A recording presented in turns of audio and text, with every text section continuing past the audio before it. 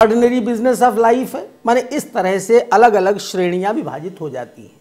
इसी तरह से मटेरियल और नॉन मटेरियल, जब हम मटेरियल रिक्विजिट्स की बात करते हैं तो नॉन मटेरियल ऑटोमेटिकली पैदा हो जाते हैं। इस तरह से अलग अलग श्रेणियां विभाजित हो जाती हैं और अर्थशास्त्र की विषय वस्तु जो है वो मूल विषय से थोड़ा सा हट जाती है। यद्यपि ये जो कल्याण की अवधारणा का प्रवेश कराया गया अर्थशास्त्र में मार्शल के द्वारा, यह कल्याण की अवधारणा आज तक महत्वपूर्ण है और शायद हमेशा महत्वपूर्ण रहेगी। ध्यान हमें यह देना है कि जो प्रारंभ में बात कही गई, जहां से विषय प्रारंभ होता है और विषय की विकास यात्रा के दौरान जो अलग अलग पड़ाव आते हैं, ये सारे पड़ाव विषय को समझने की दृष्टि से बड़े महत्वपूर्ण हैं। अर्थात विषय को यदि हमें गंभीरता से समझना है तो ये बड़ा आवश्यक है कि उसमें क्रमबद्ध रूप से कितने कितने चरण आए और उन चरणों में कौन कौन सी बातें उभर कर आईं, उन सारी बातों को समझा जाए और अंतिम स्वरूप में आप देखेंगे कि ये सारी बातें जो हैं वो विषय में कहीं ना कहीं समाहित हैं। अब आप ये नहीं कह सकते कि एडम स्मिथ के विचार को डंप कर दिया गया, ख़त्म कर दिया गया, या कि वो आज अस्तित्व में नहीं है। जी नहीं, आज फिर से एडम स्मिथ की बात हो रही है। मार्शल के विचार को बिल्कुल पुराना और दकियानूसी मान के ख़त्म कर दिया गया, ऐसा कुछ नहीं है। कारण बड़ा स्पष्ट है, क्योंकि जो प्रोफेसर अमर्त्य सेन की थीसिस है, जो उनकी अपनी सोच है, वो कहीं ना कहीं कल्याणवादी अर्थशास्त्र के निकट है।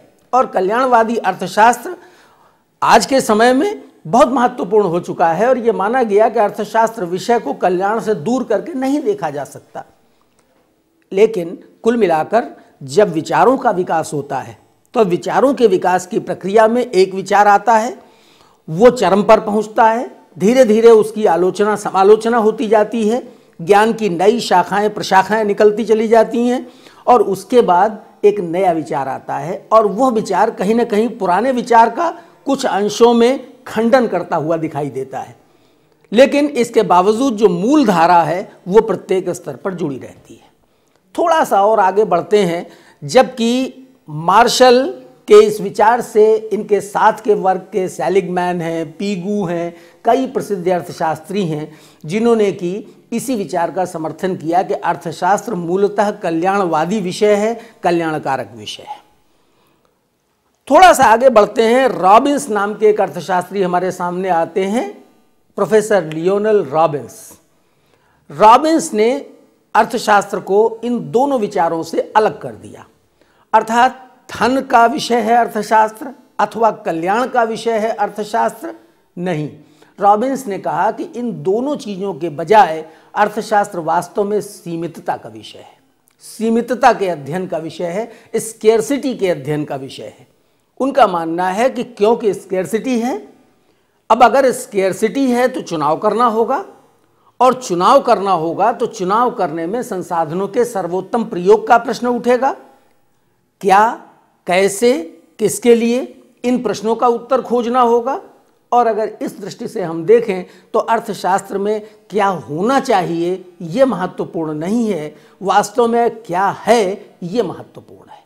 यानी जो नॉर्मेटिव इकोनॉमिक्स हो रही थी मार्शल के समय में, वो इकोनॉमिक्स अब जो है पॉजिटिव इकोनॉमिक्स में परिवर्तित होती है। अर्थात वास्तव में क्या है, जो वस्तु स्थिति है, केवल उसी वस्तु स्थिति का विश्लेषण इस विषय के अंतर्गत किया जाता है। रॉबिन्स अर्थशास्त्र के बारे में कहते हैं, सबसे पहली बात वो ये प्रयोग करते हैं कि ये एक विज्ञान है, इकोनॉमिक्स इज ए साइंस। विज्ञान कह के इसे संबोधित करते हैं। विज्ञान कहने में कोई शेखी की बात नहीं है, केवल महत्वपूर्ण बात यह है कि जहां कारण परिणाम संबंध प्रत्यक्ष रूप से स्थापित हो सके, तार्किक आधार पर बातों को पुष्ट और सिद्ध किया जा सके, उसे विज्ञान कहा जा सकता है। अर्थात वे विषय को सीधे तौर पर विज्ञान कह के शायद इसी कारण संबोधित करते हैं। और इसके बाद कहते हैं कि यह व्यवहार के उस पक्ष की व्याख्या करता है, व्यवहार के उस पक्ष का अध्ययन करता है जो पक्ष सीमित और वैकल्पिक प्रयोग वाले साधनों तथा साध्यों के बीच के संबंध की व्याख्या करता है। ध्यान दीजिएगा, यहां पर स्थिति बड़ी अच्छे तरह से कुछ ही शब्दों के अंदर कहने का प्रयास किया गया है, पूरी स्थिति को कुछ शब्दों में समेटने का प्रयास किया गया है। कैसे? साधन है एक और हमारे पास, दूसरी ओर साध्य है। साधन कैसे हैं? सीमित हैं और इनके वैकल्पिक प्रयोग हैं। अब उदाहरण के लिए आप बिजली को ले लीजिए, ऊर्जा को ले लीजिए। एक साधन है बिजली। बिजली का प्रयोग कहाँ कहाँ हो सकता है? रोशनी करने के लिए हो सकता है, हीटिंग करने के लिए हो सकता है, ट्रेनें चलाने के लिए हो सकता है, या अन्य प्रकार से बिजली के न जाने कितने प्रयोग हो सकते हैं। बिजली सीमित है, बिजली के प्रयोग बहुत से हैं।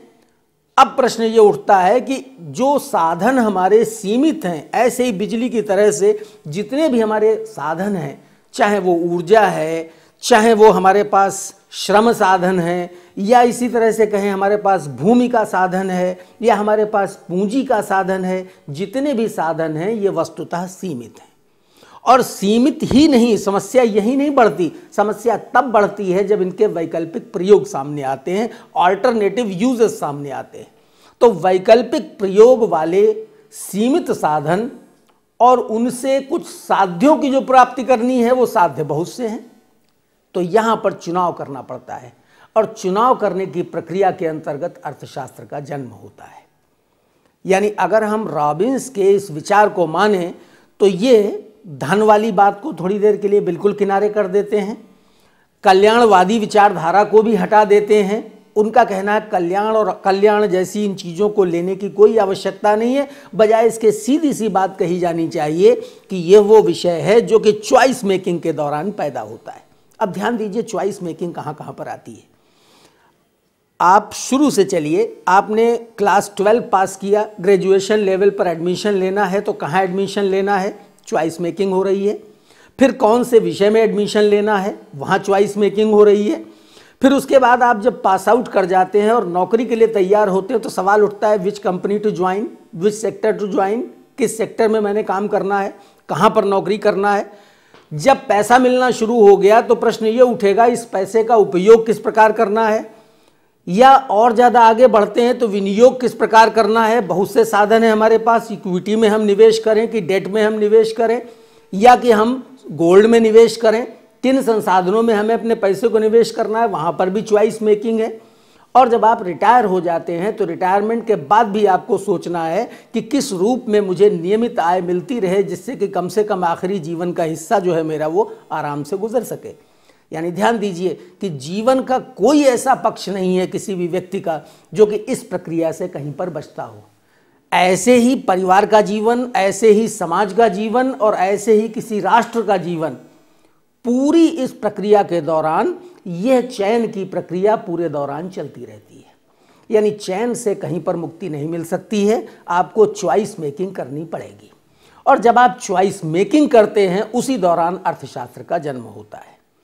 अर्थात अगर रॉबिन्स की दृष्टि से अर्थशास्त्र को देखने का प्रयास किया जाए तो हमारी समझ में कुछ बातें मुख्य रूप से उभरती हैं। पहली चीज़ ये है कि अर्थशास्त्र जो है वो एक सकारात्मक विज्ञान है। दूसरा पक्ष ये आता है कि अर्थशास्त्र जो है उसमें कल्याण का तत्व आता तो है लेकिन प्रत्यक्ष रूप से नहीं आता है। कल्याण का तत्व जो है वो अप्रत्यक्ष रूप से रहता है। अर्थशास्त्र मूलतः एक ऐसी प्रक्रिया है जो कि विभिन्न संसाधन और विभिन्न साधन इनके बीच के सामंजस्य को व्याख्यायित करती है। ये विचार अधिक समय तक माना जाता रहा।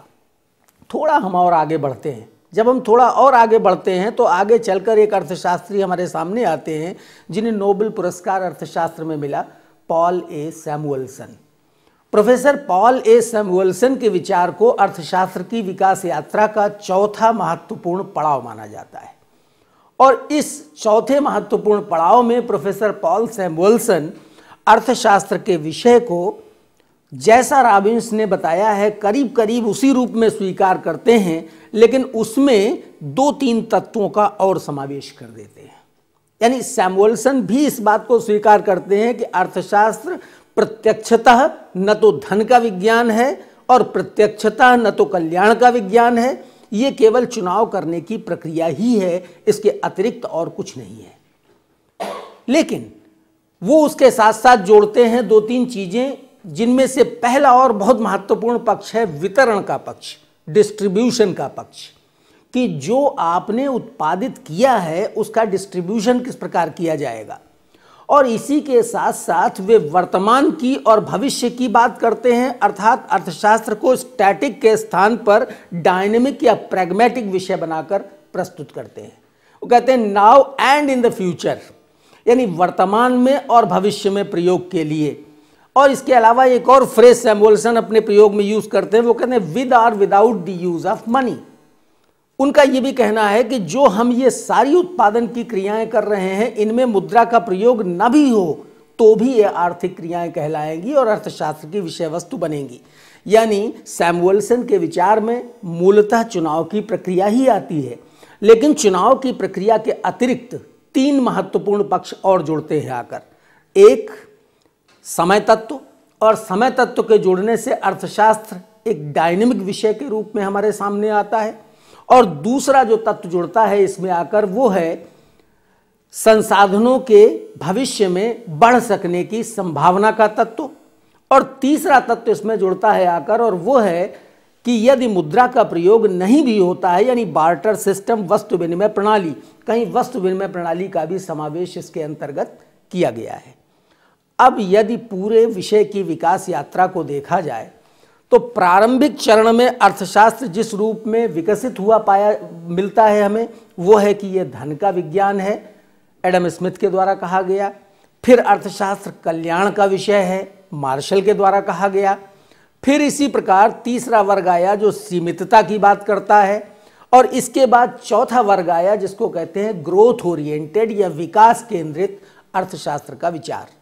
इस तरह से विषय की पूरी विकास यात्रा जो अब तक हमारे सामने मिलती है, इन 4 स्कूल्स में बटी हुई है, इन 4 विचारों में बटी हुई है। अब आज एक विद्यार्थी के रूप में यदि हम समन्वय करने का प्रयास करें तो हम ध्यान से ये पाते हैं, जैसे कि आज देखिए कि चीन में कम्युनिस्ट इकॉनमी थी, आज वो कैपिटलिस्ट इकॉनमी की तरफ जा रही है। केवल ऊपर से एक आयरन कर्टेन है, अलावा इसके अंदर से टोटली मार्केट ओरिएंटेड इकॉनमी है। भारत में आप देखते हैं कि लिबरलाइजेशन, प्राइवेटाइजेशन, ग्लोबलाइजेशन हुआ है, और यहाँ भी जो एक कंट्रोल्ड इकॉनमी चला करती थी, जो एक नियंत्रित अर्थव्यवस्था हमारी हुआ करती थी, वो नियंत्रित अर्थव्यवस्था से हटकर बाजार केंद्रित अर्थव्यवस्था की तरफ हम गए हैं। आप ध्यान दीजिए कि 1991 में एक तरह से हम कहें तो इसे यूं कह सकते हैं कि मानव का पूरा विकास टेकन अपॉर्चुनिटीज और मिस्ड अपॉर्चुनिटीज के बीच की कहानी है, कि कौन सी अपॉर्चुनिटीज को, कौन से अवसरों को आपने स्वीकार किया और कौन से अवसर थे जिन पर कि आप चूक गए। जिन अवसरों को आपने स्वीकार किया वो आपके इतिहास में विकास की कहानी कहते हैं, और जिन पर आप चूक गए वे अवसर ऐसे अवसर होते हैं जो आपकी विफलता की कहानी बड़े लंबे समय तक कहते हैं। जो हमने कंट्रोल्ड इकॉनमी का एक युग चलाया अपने साथ, 1991 में आते आते उसकी स्थिति ये हो जाती है कि हमारे जो विदेशी कोष है वो इस हालत तक नीचे आ जाता है कि हमें IMF या विश्व बैंक के सामने मांगने की नौबत आ जाती है। और आज की स्थिति ये है कि हमारी अर्थव्यवस्था एक विश्व की सबसे अधिक तीव्रता से विकास पाती हुई कुछ अर्थव्यवस्थाओं में से एक बन के सामने स्थापित होती है। अर्थात एक बात बड़ी साफ है कि जो पूरे अर्थतंत्र में अब महत्वपूर्ण रोल किस चीज़ ने प्ले किया है, वो कौन सी बातें हैं जो सबसे महत्वपूर्ण रूप में अर्थशास्त्र की इस विकास यात्रा में हमारे सामने आती हैं। कि जो रेगुलेटेड रिजीम था, जो मार्केट पॉलिसी है, ये market policy market friendly orientation है, इसने कुछ सकारात्मक परिणाम तो दिखाए हैं। ऐसा नहीं है कि